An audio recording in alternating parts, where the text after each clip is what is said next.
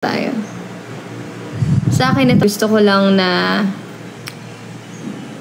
maramdaman siya and gusto ko lang na mag-improve pa siya kasi ako, willing naman ako mag-help kung sakaling may meron siyang kailangang tulong or ano. Yan, si Hana. Si Hana kasi hindi ko pa siya talaga ganun masyadong maramdaman. Siguro baka nahihiya pa siya or what.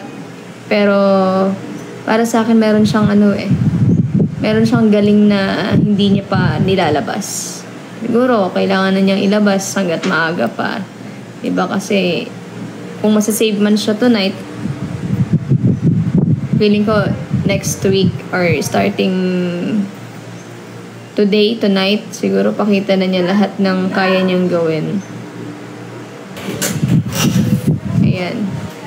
Pero goods ako kay Hana. Mabait naman si Hana eh. Mabait siya. Feeling ko talaga shy type lang talaga siya.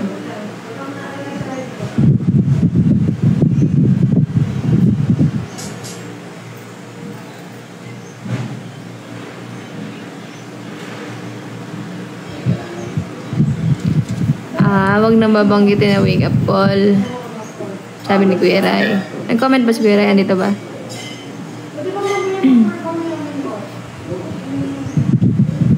Hindi kasi si Hana bagong pa lang siya eh. Kumbaga siguro 3 weeks ata siyang new CC.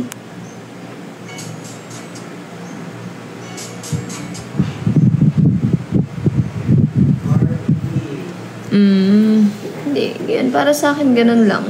Kasi siguro may talaga. Kumbaga parang yun talaga yung personality niya, shy type siya. Pero alam ko namang siguro kailangan lang niya ng kalabit or kailangan niya talaga ng mag-guide sa kanya. Para, ayun. Bago lang kasi si Hana guys, 3 weeks pa lang. And syempre, mahirap naman talagang kumilala ng tao sa 3 weeks, ganyan. Pero ang kasi dun is kailangan mo talagang masanay, matuto makisama. Pero once na inaaya naman niya ako makipag-collab, siya eh, talagang, hiyain siya. Hiyaan niya mamaya, tatanggalin natin yung hiya ni Hana. Kukolab natin siya ng madami. Mamaya. What makes you deserving of 1M?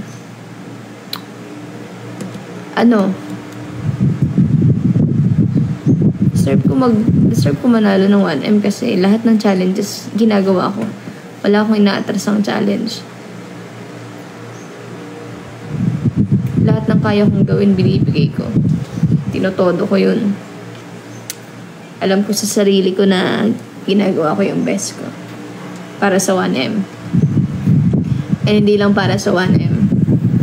Para din matulungan yung mga ibang content creators dito na gusto ko lalabas kami lahat dito na walang na may mangyayari sa buhay namin. Kumbaga, ayaw ko kasi na lalabas sila na parang walang nangyari, ganun. Sa multo lang ako takot guys. Kaya sinasabi ko sa kanila, hanggat maaga, sabi ko, mag-front row na sila. Para paglabas nila, may business sila, meron silang source of income kasi once kasi yung front row ang trinabaho nila, baka more than 1M pa yung pwede nilang kitain.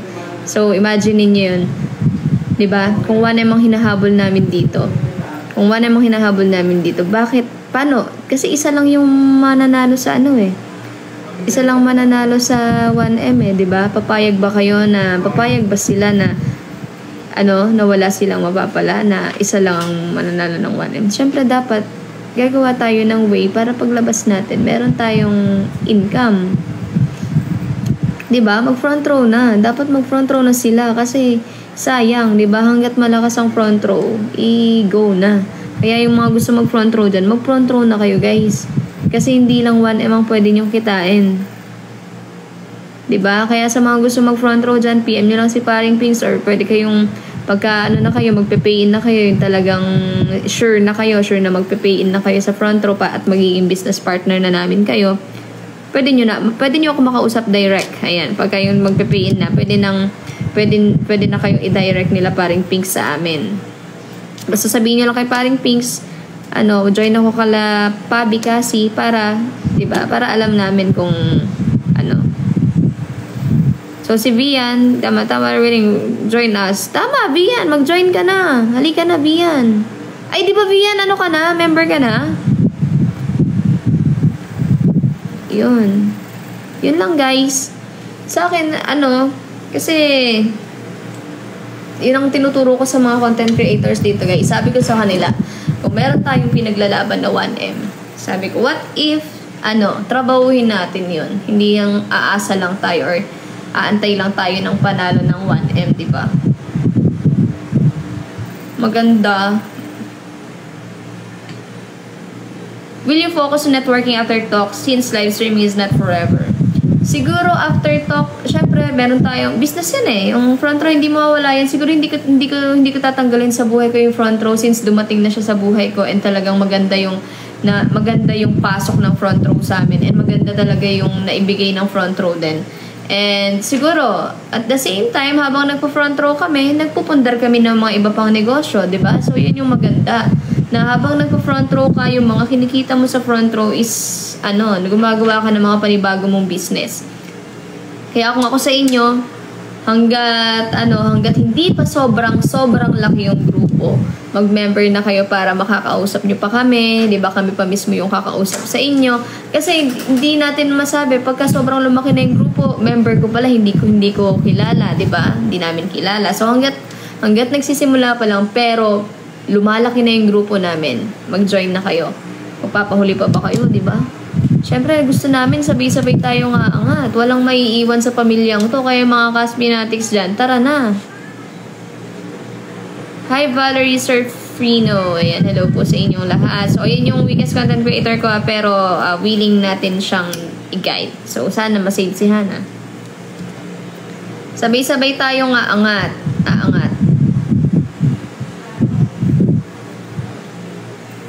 May live ka later? Yes po. Siguro, mamaya na lang ako magla-live after na lang ng show kasi pagka nag-show na, bawal na yung live. So, anong oras na din kakain pa kasi ako eh. Or pwede namang, kasi magpa-practice pa ako ng talent ko guys. Tutula pa si Harry Potter. Nag-graduate ako. Mag-graduation ko ngayon, Is front row networking a stable income? Front row networking is stable income. Ay, oo naman. Alam mo, kapag ka nag-autopilot ka, diba, ng siya.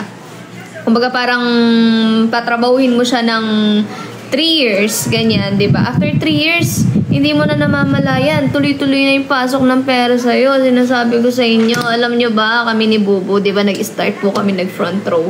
Nag-start kami nag-front row. Yung first 2 weeks namin is kumita kami ng 5 digits agad. So, sige, sasabihin ko na kung magkano yung kinita namin in 2 weeks. Kinita namin is 46,350.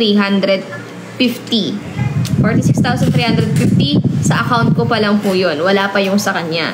So, imagine mo yun, after 2 weeks, kumita kami ng ganun. Then, pumunta kami ng Bohol, nag-Boracay kami, basta nag-alis-alis kami.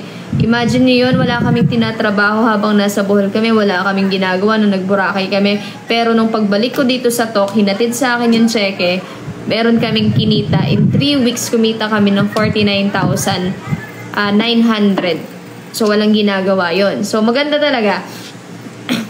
Mag-member na kayo, guys. Kasi, tuturuan namin kayo kung paano talaga tatrabahuhin yun.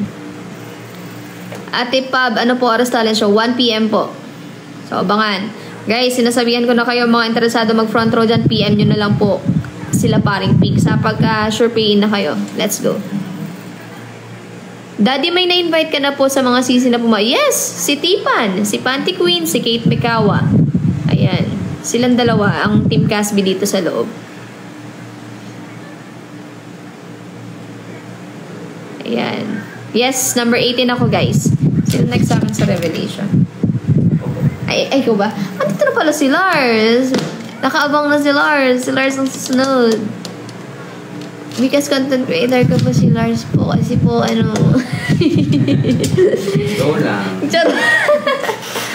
Hoy, sinave kita, Lars. Sinave ko yung, sa'yo ko binigay ang boto ko kasi kita ko kung gaano ka nagsisipag dito sa loob. Ano mo yun, stay mo lang na ganun. Kailangan, maging worth it. Lahat. Ako lang yung susuko. Jaris! Guys, magpapaalam na po ako sa inyo, guys. Uwi na po ako mamaya. Good night na po later, guys. Si Lars na po ang sunod. Hello, Daisy. Ate, may revelation pa ba si Anya? I don't know. Check ko. I don't know. Revelation. Sige. Ay. Pastok. Si Lars na po. Revelation. Wala po. Ang next sailor si Hanabi, tapos Jetro, tapos Jade, then Kyle. Okay. Guys, si Lars na po. Bye-bye. Thank you.